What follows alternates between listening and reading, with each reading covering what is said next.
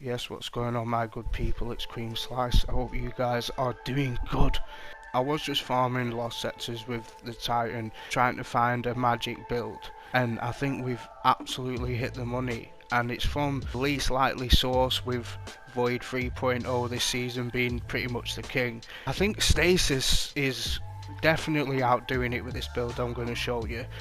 So before I get into it, I am well. When I first did the Master Lost Sector, I was 1556. I'm now 1559, and I've just completed another Master Lost Sector, which is in rotation as of today on Dreaming City, and we completed the 1580. Now I did die a few times. That's, it's a given considering my power level, but if I can go through a 1580 Nightfall 20 light levels under, this build it's gotta be good. Like it has to have something. So the unlikely source for this Titan build, we are going to be on the Stasis subclass, and it's the Hoarfrost Z, the new Titan exotic that you can get from completing the Witch Queen campaign. So basically the short version of this exotic is it replaces your barricade with a wall of stasis crystals, slow targets. There are some great aspects with the stasis subclass that I'll go over in a second that make this exotic one of the best PvE exotics for solo players. Get the aspects and the fragments, and I'll show you how we put it together from the base up, and then we'll go over some weapons really quickly. Using Glacial Grenade, Tectonic Harvest, so when we shatter any stasis crystal we create stasis shards, which plays into this build really well. When we shatter or defeat targets with stasis ability, we get a stasis lance, which enables us to throw it, freeze enemies. It's really good for stunning champions, stopping them in the tracks, all that good stuff, but we know kind of what them to do.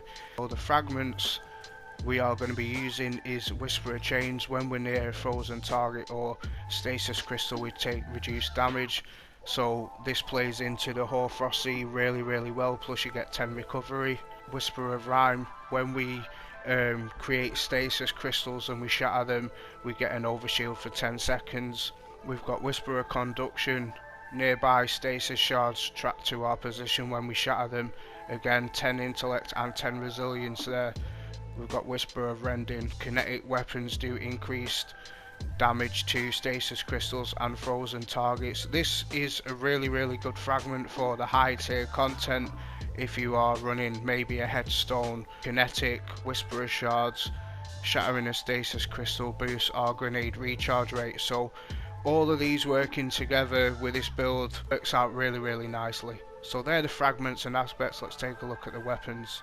Just if I'm going too fast, there is going to be a dim link down below for the exact build. Stasis is so good, especially when you're trying to even out your stats. I know I've got 99 there, just hold me on that one. I changed some out for the run that I just did.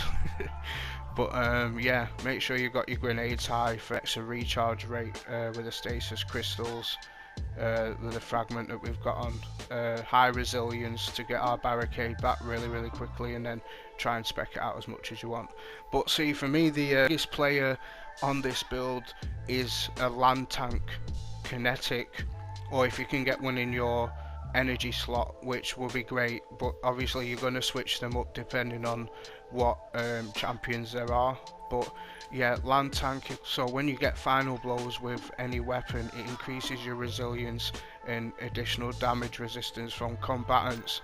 So if we pair that with the psionic forging to the artifact mod, you paired with the Hoarfrost Z and all the fragments we've got working out, I think this is where you get your ultimate resilience from. It's going to be 2 legendaries because we need the exotic slot for Galahorn, which at the moment is, really good for burst DPS and one of the highest DPS in the game for solo play.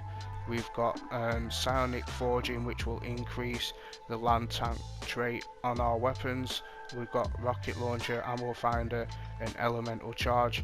So when we pick up a well or a stasis shard, we become charged with light time. Being able to become charged with light times 2, we're going to shatter crystals with elemental shards mod, and we've got our unstoppable mods on there.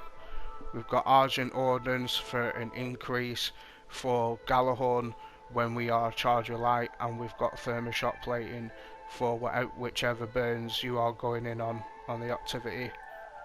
And on the boots we have Protective Light, because believe it or not, this stacks with all the resist we've got going on, so it is really helpful. People say it might have been nerfed, but to have Protective Light, just being able to proc without jumping out and picking wells up, 1580 nightfalls, you do not want to be running out into open space picking up wells, so we just shatter a crystal and we have all the resist going on around us.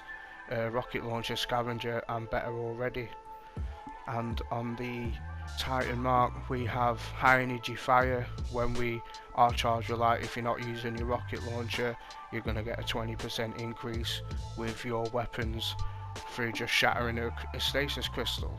And Lucent finisher for heavy ammo when we finish a champion, or one of them stupid Lucent things. So yeah, that's pretty much the build, guys. Like I said, just go try it out, it's absolutely amazing. So thank you for watching. If you could let it play out all the way to the end, my beautiful people, it would be much appreciated. Thanks.